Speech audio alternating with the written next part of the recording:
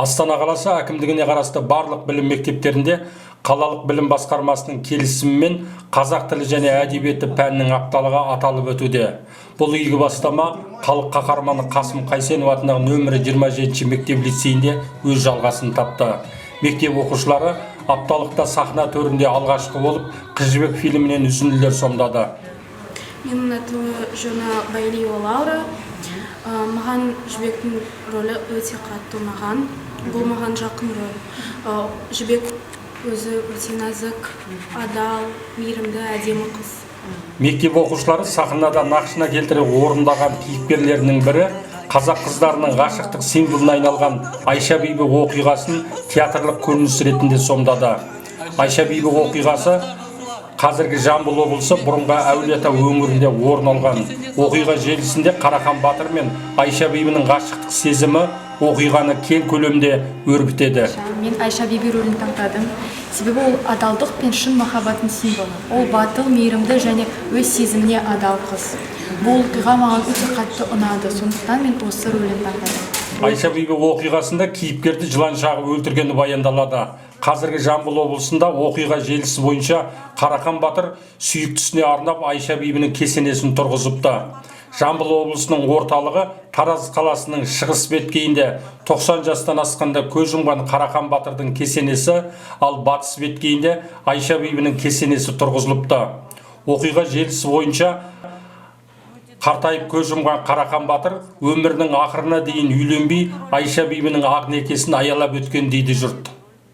Біздің өткен іс-шарамыз туралы айтқым келіп отыр. Себебі бұл іс-шара қазақ тілі апталығында болған еді.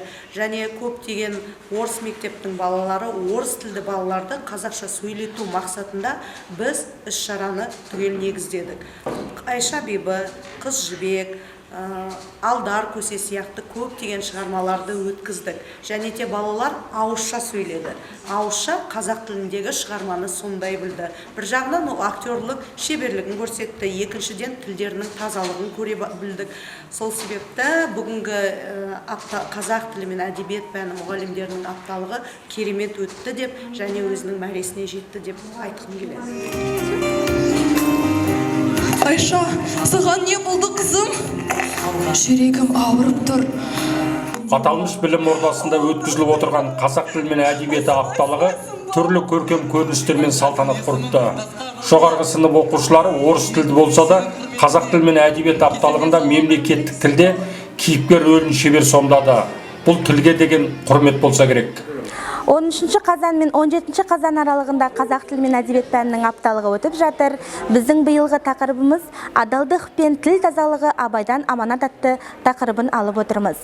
Біздің мақсатымыз оқушыларымызға Абайдың шығармаларын мен оқушыларымызды сусындату. Абайдың өлеңдерін, Абайдың жаңағы шығармаларын, аудармаларын барлығын оқушылармен бірге оқып, енді апталық кезінде сабақтарға тоқтала кетсем, 5-ші Н сыныбында қазақ халқының дәстүрлері атты ашық сабақ өткізілді. Өткізуші Сердалы Толқына Онталапқызы. Бұл сабақтың ерекшелігі қазіргі кездегі жасанды интеллекттің қолданылуы. Келесі сабақтар бізде көңілді үзіліс танымдық сайысы өтті. Әр қоңырауда оқушыларымызбен көңілді тапсырмалар орындалып, оқушылардың қазақ тіліне деген қызығушылығы артты.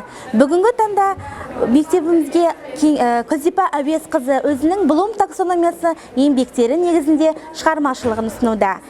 Апталықта қазақ тілі мен әдебиет пәнінің ұстаздары ашық сабақтар өтіп, түрлі әдіс тәсілдерді қолдана отырып, үлгі боларлықтай ашық сабақтың үлгісін көрсетіпті. Шеберлігі шыңдалған ұлағат ұстаздардың үздік сабақтары мен оқиға желісінде көрсеткен сахналық көріністерде көпшілік көңілінен шықты дейді жұрт. Қазір ұстаздар үшін сапалы білім мен саналы тәрбие беру маңызды.